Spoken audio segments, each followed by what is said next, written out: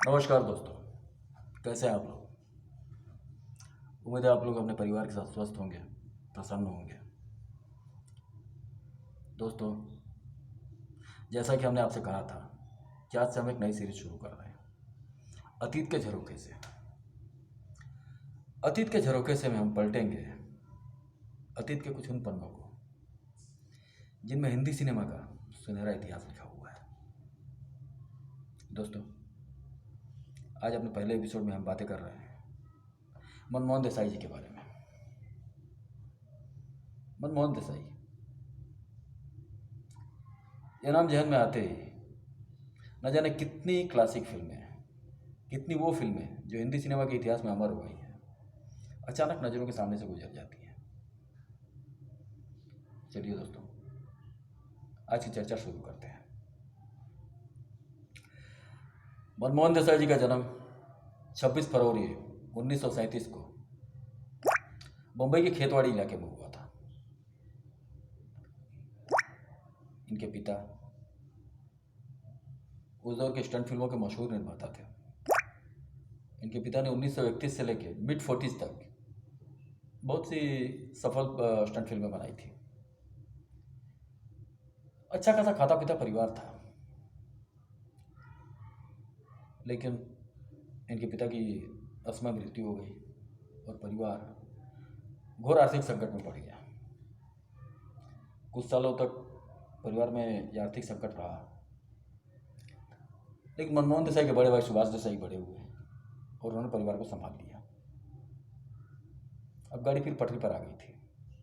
मनमोहन देसाई बड़े हो रहे थे। मनमोहन देसाई बड़े हुए। जब मनमोहन देसाई 20 साल के हुए तब इनके बड़े भाई सुभाष देसाई ने उनसे पूछा कि भाई करना क्या है, अब बड़े हो गए, कुछ ना कुछ काम तो करना पड़ेगा जीवन यापन के लिए। मनमोहन देसाई ने कहा मैं फिल्म बनाना चाहता हूँ। सुभाष देसाई तब फिल्म इंडस्ट्री में ही काम कर रहे थे। उन्होंने कहा ठीक है बनाओ, मैं खुद तुम्हारी फिल्म प्रोड्यूस करूँगा। और पहली फिल्म मनमोहन देसाई ने डायरेक्ट की जन्म जन्म के फेरे। हीरो थे महिपाल, जो उस दौर के स्टंट फिल्मों के बहुत मशहूर हीरो थे, और हीरोइन थी निरूपा रॉय। निरूपा रॉय जी ने उसके बाद मनमोहन देसाई कई फिल्मों में चरित्र भूमिकाएं निभाई। जन्म जन्म के फेरे कंप्लीट हुई, रिलीज हुई। स्टंट फिल्म थी, छोटे बजट में बनी थी, ठीक ठाक व्यवसाय किया। अब बारी था अगली फिल्म की बारी थी। अब मनमोहन देसाई सोच रहे थे अगली फिल्म कौन सी करूं। सुभाष जी को भी प्रोड्यूस करना था। अब मनमोहन देसाई कुछ बड़ा करना चाहते थे। उन्होंने सुभाष जी से कहा मैं थोड़ी बड़ी फिल्म बनाना चाहता हूँ। सुभाष जी ने कहा ठीक है बनाओ, कोई कहानी है तुम्हारे पास तो बताओ, और उस कहानी के हिसाब से आपको क्या स्टार कास्ट चाहिए वो बताइए। मनमोहन देसाई जी ने उनको कहानी सुनाई और कहा कि राज कपूर मेरे फेवरेट हीरो हैं और नूतन मेरी फेवरेट हीरोइन है, मैं इन दोनों को इस फिल्म में लेना चाहता हूँ। सुभाष जी तो पहली बार तो सुनकर हैरान हो गए, क्योंकि मनमोहन देसाई भी नौजवान थे और राज कपूर उस दौर के सुपरस्टार थे। बहरहाल मनमोहन देसाई का कॉन्फिडेंस देखकर उन्होंने कहा ठीक है चलो मैं तुम्हारी मीटिंग करवाता हूँ। और मनमोहन देसाई को सुभाष जी मीटिंग के लिए राज कपूर के पास और नूतन के पास ले गए। दोस्तों, ये साल था 1958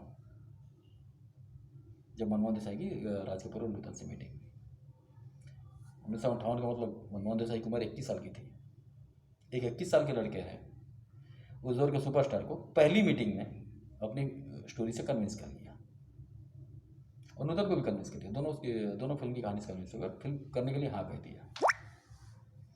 ये अपने आप में चमत्कार से कम नहीं है दोस्तों, क्योंकि ऐसा बहुत कम होता है। बहरहाल ये दोनों मान गए। फिल्म की शूटिंग शुरू हुई और फिल्म की शूटिंग उसी मशहूर गाने से शुरू हुई जो फिल्म का सबसे मशहूर गाना है, डम डम डिगा डिगा मौसम भीगा भीगा। इस गाने की शूटिंग का पहला दिन था। राज कपूर जी सेट पर आए और उस दौर में एक बहुत मशहूर कोरियोग्राफर हुआ करते थे, हीरा लाल, जो राज कपूर के लगभग सारे गाने कोरियोग्राफ करते थे। राज कपूर जी ने सेट पर आते ही पूछा कि हीरा लाल जी कहाँ हैं। तो मनमोहन देसाई जी राज कपूर के सामने आए और बोले कि नहीं, मैंने कोरियोग्राफर नहीं बुलाया, ये गाना मैं खुद कोरियोग्राफ करूँगा। राज कपूर जी सुनकर हैरान हो गए कि अरे यार इतना और सच में वो गाना बहुत फास्ट गाना है। राज कपूर जी बोले अरे तुम देख रहे हो कितना फास्ट गाना है, तुम बोल रहे हो कि कोरियोग्राफर की ज़रूरत नहीं है। मनमोहन देसाई जी ने बोला हाँ मुझे ऐसा लग रहा है, और मुझे पता है कि मुझे आपसे क्या चाहिए, आपसे मुझे कौन से स्टेप्स चाहिए, आपके चेहरे पर मुझे क्या भाव भंगिमाएँ चाहिए, ये मैं अच्छी तरह जानता हूँ। मैं ये गाना कोरियोग्राफ कर लूँगा और अच्छा करूँगा। राज कपूर जी थोड़े नाराज़ हो गए और कहा कि ठीक है तुम कोरियोग्राफ करना चाहते हो तो करो, लेकिन एक बात याद रखना, शूटिंग के बाद जब इस गाने की शूटिंग पूरी हो जाएगी तो मैं एडिट में ये गाना देखूंगा, और अगर कहीं मुझे ये गाना पसंद नहीं है तो मैं फिल्म छोड़ दूंगा, तुम ये याद रखना। मनमोहन देसाई जी कहा ठीक है, अगर आपको गाना पसंद ना आए तो आप फिल्म छोड़ दीजिएगा। बहरहाल शूटिंग शुरू हुई, गाने की शूटिंग खत्म हुई, गाने की एडिटिंग खत्म हुई और राज कपूर जी को गाना दिखाने के लिए बुलाया गया। राज कपूर जी आए, राज कपूर जी ने गाना देखा और गाना देखकर राज कपूर जी बहुत खुश हुए, और वहीं पर एडिटिंग स्टूडियो में राज कपूर जी ने भविष्यवाणी की कि हिंदी सिनेमा को एक नया जीनियस मिल गया है। दोस्तों ये भविष्यवाणी राज कपूर जी ने 1958 में की थी, और उसके बाद क्या हुआ जो हुआ वो इतिहास है। बहरहाल छलिया रिलीज हुई, ठीक ठाक चली। छलिया 1960 में रिलीज हुई और ठीक ठाक चली। इसके बाद उनको अगली फिल्म मिली ब्लॉकबस्टर, वो भी ठीक ठाक चली। ब्लॉकबस्टर के बाद बदतमीज आई, बदतमीज के बाद किस्मत आई, किस्मत में विश्वजीत और बबीता थे। ये सारी फिल्में आई और ठीक ठाक चली, फिल्मों ने अच्छा बिजनेस किया। लेकिन मनमोहन देसाई का वो दौर शुरू नहीं हुआ था जिसके लिए मनमोहन देसाई जाने जाते हैं, वो दौर अब शुरू होने वाला था, और ये साल था 1970, और फिल्म रिलीज हुई सच्चा झूठा। हीरो थे 1970 के मेगा स्टार राजेश खन्ना, वो डबल रोल में थे। हीरोइन थी उस दौर की highly paid actress Mumtaz. Film release हुई और फिल्म ने इतिहास रच दिया, 1970 की पैसा कमाने के मामले में पहली फिल्म। अब यहाँ से मनमोहन देसाई उस जगह पहुँचना शुरू हो चुके थे जहाँ उनको पहुँचना था। 70 की ब्लॉकबस्टर उन्होंने दी, 72 आया, 72 में उनकी 2 फिल्में रिलीज हुई, दोनों फिल्में सुपरहिट। रामपुर का लक्ष्मण सिल्वर जुबली हुई, भाइयों तो ऐसा रिलीज हुई, वो भी अच्छी खासी चली थी। अब मनमोहन देसाई उस मुकाम तक पहुंचने लगे थे। उसके बाद आया 1975 में रोटी, फिर राजेश खन्ना और मुमताज और ब्लॉकबस्टर। दोस्तों इसके बाद आया वो साल जो शायद हिंदी सिनेमा का सबसे सुनहरा साल है। एक डायरेक्टर की 4 फिल्में रिलीज हुई और चारों फिल्में ब्लॉकबस्टर, चारों फिल्में टॉप 5 में थी। 1977 की पैसा कमाने के मामले में पहली फिल्म अमर अकबर एंथोनी, दूसरी फिल्म धर्मवीर, सिर्फ तीसरी फिल्म ऐसी थी जो मनमोहन देसाई की नहीं थी, वो फिल्म थी हम किसी से कम नहीं, जिसमें हीरो थे ऋषि कपूर और डायरेक्टर थे नासिर हुसैन। फिर चौथी फिल्म परवरिश, मनमोहन देसाई की फिल्म, अमिताभ बच्चन हीरो। पांचवी फिल्म फिर चाचा भतीजा, मनमोहन देसाई की फिल्म है और धर्मेंद्र और रणधीर कपूर हीरो। ऐसा कभी नहीं हुआ है दोस्तों। खैर अब मनमोहन देसाई दी मनमोहन देसाई बन गए थे। फिर आया साल 1979। 1979 में फिर मनमोहन देसाई की सुहाग, Amitabh Bachchan Shashi Kapoor, blockbuster film golden jubilee. फिर आया 1981 में नसीब, अमिताभ बच्चन ऋषि कपूर और शत्रुघ्न सिन्हा, ब्लॉकबस्टर। नसीब के बाद 1982 आया, 1982 में देश प्रेमी, अमिताभ बच्चन डबल रोल में, हेमा मालिनी और साथी कलाकार थे शम्मी कपूर, प्रेमनाथ और उत्तम कुमार। फिर ब्लॉकबस्टर गोल्डन जुबली। फिर आया 1983 में कूली, फिर से ब्लॉकबस्टर। फिर आया 1985 में मर्द। ये सिलसिला मर्द तक चलता रहा। मर्द के बाद आया 1988 में आई गंगा जमुना सरस्वती। गंगा जमुना सरस्वती रिलीज हुई, किसी तरह फिल्म ने अपनी रिकवरी निकाल ली, और शायद गंगा जमुना सरस्वती जब बन रही थी तभी मनमोहन देसाई ये समझ गए थे कि अब मुझे संन्यास ले लेना चाहिए, क्योंकि उन्होंने जब फिल्म की शूटिंग चल रही थी तभी अपने संन्यास की घोषणा कर दी थी कि अब मैं फिल्में निर्देशित नहीं करूँगा, सिर्फ निर्माण करूँगा फिल्मों का। और कहीं ना कहीं वो ऐसा लगता है कि गंगा जमुना सरस्वती में चूक गए थे, क्योंकि पहले फिल्म की कहानी कुछ और थी, फिल्म 3 हीरो की कहानी थी। उसके बाद कुछ मिसअंडरस्टैंडिंग हुई एक्टर्स के बीच में, और फिल्म ट्रायंगुलर लव स्टोरी बन गई थी। तो ये इतनी खिचड़ी पकते पकते फिल्म कुछ और बनने वाली थी, कुछ और बन गई। और ये फिल्म अपेक्षाकृत उतनी नहीं चली जितनी उनकी बाकी फिल्में चलती थी। और मनमोहन देसाई ने इसी फिल्म के साथ निर्देशन से संन्यास ले लिया। उसके बाद उन्होंने फिल्मों का निर्माण किया, जैसे उसके 1 साल के बाद तूफान आई, अनमोल नाम की एक फिल्म आई जिसमें ऋषि कपूर और मनुषा कोइराला थे। लेकिन इन फिल्मों में सिर्फ मनमोहन देसाई एक निर्माता के तौर पर थे। इन फिल्मों का निर्देशन केतन देसाई ने किया था। इसके बाद आया वो मनहूस साल 1994, 1 मार्च 1994, वो मनहूस दिन, जिस दिन बड़े दुर्भाग्यपूर्ण तरीके से मनमोहन देसाई की मृत्यु हुई। उनकी बिल्डिंग से उनका पैर फिसल गया था, वो नीचे गिर गया और उनका देहांत हो गया। दोस्तों, ये तो था मनमोहन देसाई का वो गोल्डन पीरियड, जिसमें जो शायद ही किसी निर्देशक ने देखा हो कि जीवन में सिर्फ उनके पूरे करियर में सिर्फ 2 फ्लॉप फिल्में हैं। एक तो गंगा जमुना सरस्वती, और इसके पहले एक फिल्म आई थी 1975 में, शरारत। तो शरारत के फ्लॉप होने के पीछे तो अपनी वजह थी, क्योंकि शरारत किस्मत के बाद शुरू हुई थी। किस्मत 1968 की फिल्म है, और फिल्म ने बनने में इतना वक्त ले लिया कि 7 साल ले लिए। 1975 आते आते पूरा दौर बदल गया था, कलाकारों का लुक बदल गया था, कलाकार बदल गए थे, तो उसको तो फ्लॉप होना ही था। इन 2 फिल्मों के अलावा उनके करियर में एक भी फ्लॉप फिल्म नहीं है। लेकिन हिट और फ्लॉप तो अपनी जगह लगा रहता है। वो कौन सी खास बातें मनमोहन देसाई में जिसके लिए मनमोहन देसाई याद किए जाते हैं? दोस्तों, ऐसे कई निर्देशक हुए हैं जिन्होंने मल्टी स्टारर फिल्में अपने करियर में बनाई हैं।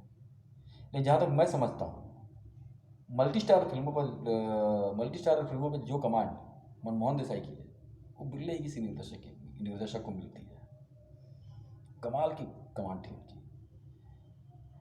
और जिस तरह से वो अपनी मल्टी स्टारर फिल्मों में हर कलाकार के साथ न्याय करते थे, वो चाहे आप अमर अकबर में देखें या आप नसीब देखें, उनकी किसी फिल्म को देखिए,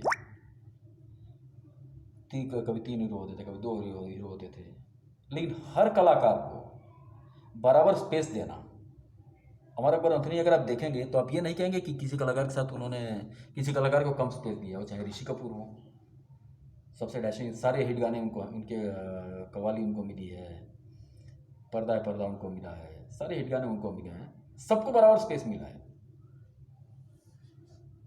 सबसे डैशिंग कैरेक्टर विनोद खन्ना को मिला है, कम बोलने वाला, बड़ा सीरियस इंस्पेक्टर है। अमिताभ बच्चन को बड़ा कलरफुल मिला है, कैरेक्टर मिला है। तो आप चाहे अमर अकबर अंथोनी देखें, या नसीब देखें, या सुहाग देखें, या परवरिश देखें, या फिर चाचा भतीजा देखें, धर्मेंद्र और रणधीर कपूर को देखें, आप ये नहीं कह सकते कि किसी कलाकार को कम स्पेस मिला है। और मनमोहन देसाई के अलावा मैं जितने भी निर्देशक देखता हूँ, अगर 1-2 को छोड़ दूँ, जैसे सुभाष घई जी ने कर्मा में सबको बराबर स्पेस दिया है, और इसके अलावा मैं लगभग जितने निर्देशकों को देखता हूँ, कहीं ना कहीं किसी एक कलाकार के साथ न्याय करने में निर्देशक जरूर चूक जाता है। ऐसी कोई भी फिल्म जिसमें 3 हीरो या 4 हीरो हैं, कहीं ना कहीं एक कलाकार के साथ तो चाहे या अनचाहे अन्याय हो ही जाता है। लेकिन ऐसा मनमोहन देसाई जी ने कभी नहीं किया है।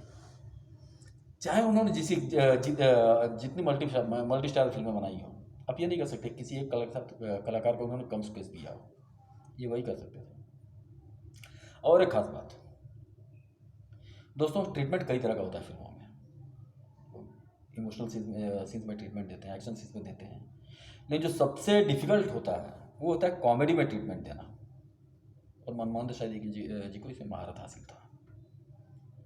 आप कुली का वो सीन देखिए, अमिताभ बच्चन रति अग्निहोत्री को उठा के लाते हैं, कंधे पर लाते हैं, ऊपर बांध देते हैं, और ऑमलेट बना रहे हैं नीचे, कुछ रेडियो पे चल रहा है, वो उसका हाथ तो बंधा हुआ है, लेकिन वो उसी में चैनल बदल रही है। तो कभी उसमें कोई योगा वाला चैनल चल रहा है, तो कभी ऑमलेट बनाने सिखा रहा है।